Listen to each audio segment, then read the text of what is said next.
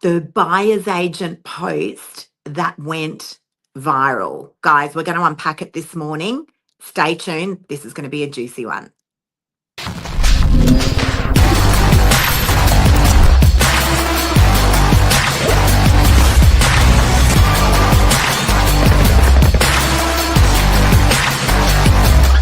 I'm the ringleader, so listen up. Morning, Lise. Wowsy. Good morning. How are ya? Good morning. I'm really well, thank you. Should we roll the clip? Yeah, let's get straight into it. Here it is. Buyer's agents, we don't read your emails. Guys, listen up. Emails are long and dubious.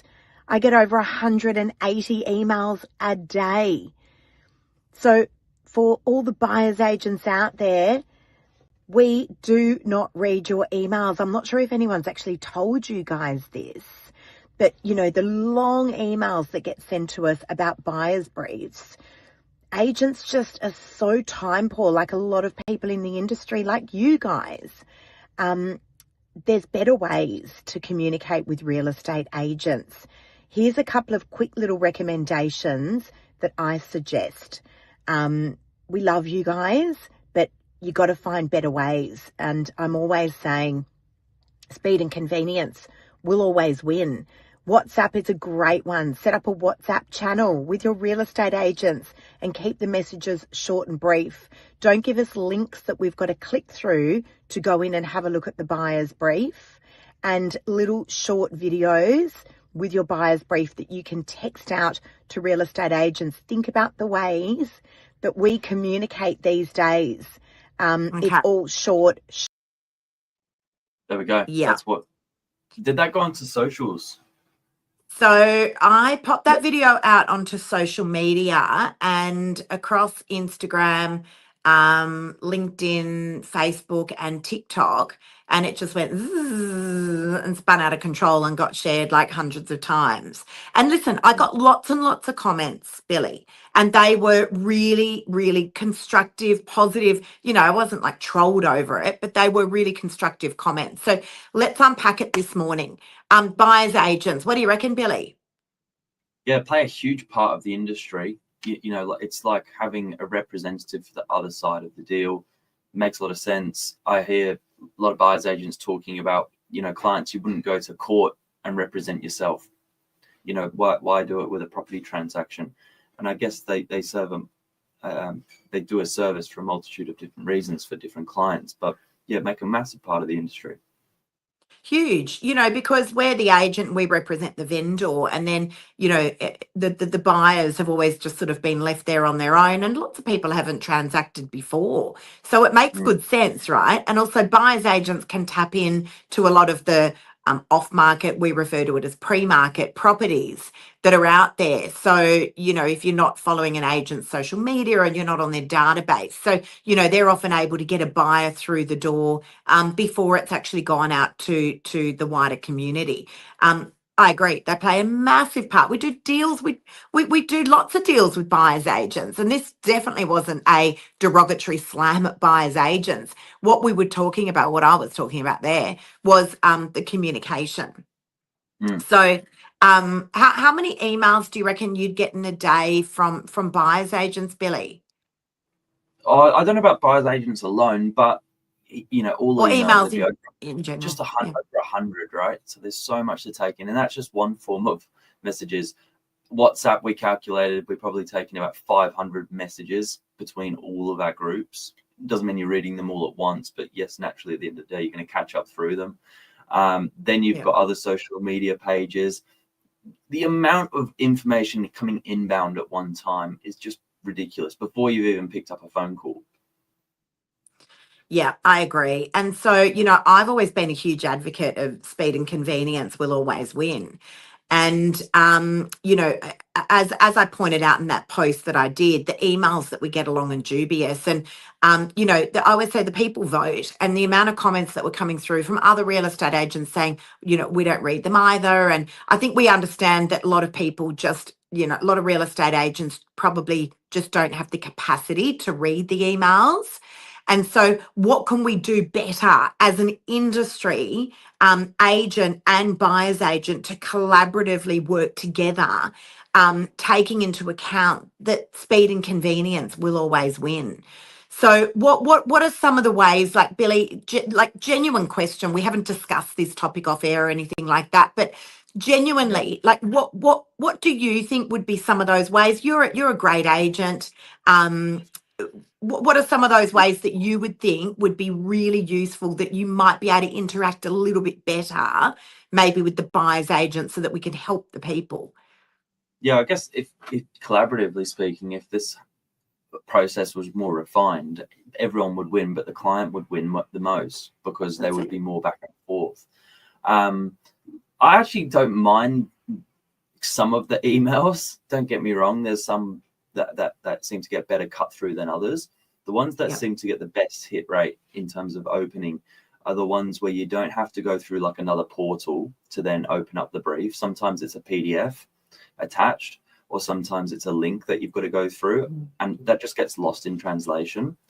But the briefs that seem to come through seem to be very clear and concise, where it's just really bed, bath, count, price, and suburb. And you can leave it at that, I think. Yeah, agreed. So really, as real estate agents, there's certain factors that we want to know. We want to know house or apartment, price, area, and the specs.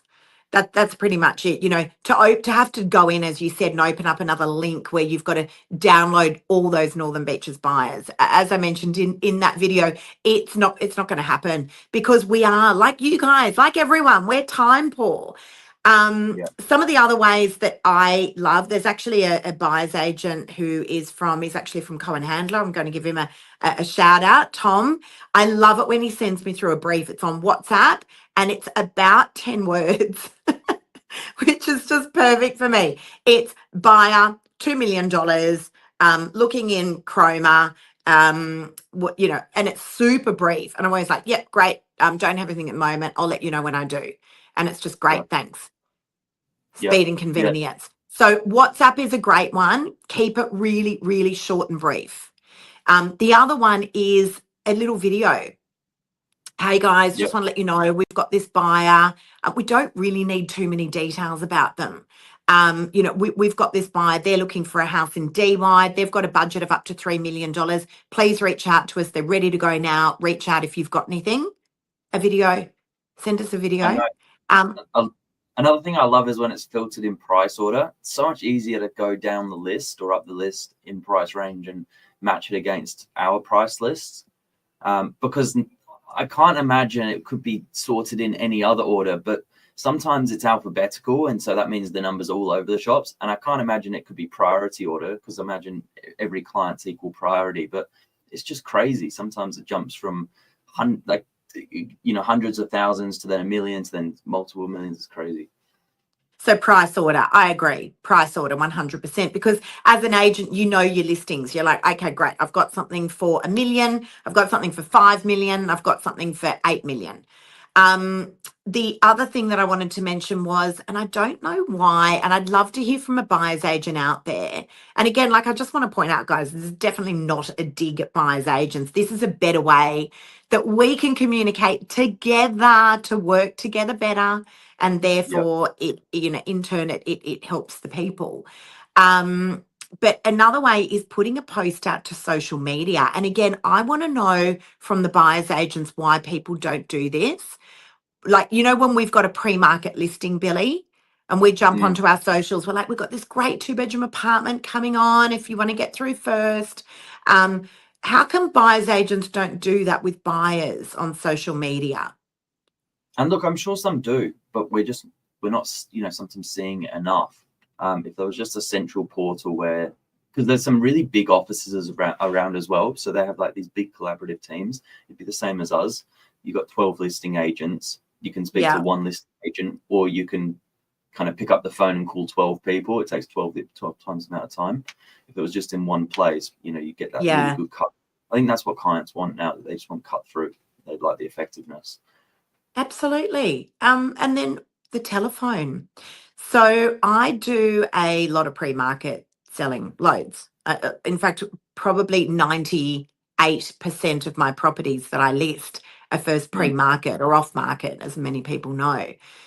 And I'm always astounded at how little I hear from buyer's agents over the phone. Hey, Lisa, quick call. It's Cassie from Buyers Agents Afloat. I just want to let you, I just want to see what you got this week. Yep. I actually do get quite a few of those calls, which is good. But I think if you can lead into the conversation, I've got a mate that's just started, and I was telling him, here's what I would do in reverse. I'd actually lead into the conversation with, here's the buyer I'm looking for, 1, 2, 3. Have you got anything similar? No. Okay. Anything else you got coming on? Because what the call I always get is, what have you got coming on this week? And sometimes he tells me the agent says nothing. And so it's like this, it's actually like a bit of humiliation. Like they've got nothing to sell you, nothing to report. So yeah, I take the call because they're like, I don't have anything this week. And I know you're going to ask me, what have you got coming on this week? And, listen, we should get a buyer's agent on the show for sure. I've got one coming onto my podcast soon because we're going to talk about this topic. Actually, I'm going to be speaking at a buyer's agents conference, funnily enough. And those guys reached out and said, this is awesome content. And it's a great topic of discussion. It's an awesome topic of discussion. And I will bet there are a million things that us real estate agents do that we could do better for the buyer's agent. Like, it's such a good topic of conversation. So if there is a buyer's agent out there that is watching this and you want to jump on our show and you want to discuss this topic, can you just shoot me a text today or find me on whatever, Instagram or whatever, send me a WhatsApp, shoot me a video, whatever you like, and let's bring you on. We can discuss this in an open forum. What do you reckon? Will be really nice. Love that. So love good. that. Yeah, it's so good. All right, that's it, guys. That is a show. We love you, buyers agents. Keep doing what you do. You bring enormous value to our to our industry. There's no doubt about it, and they become so super popular. But I think this is a really, really great topic of conversation moving forward. I know in the UK and the US, most buyers, I believe, are represented by a buyer's agent. So buyers agents out there, reach out so that we can get you on the show and have a chat. Sounds good. Have a great day. See you guys.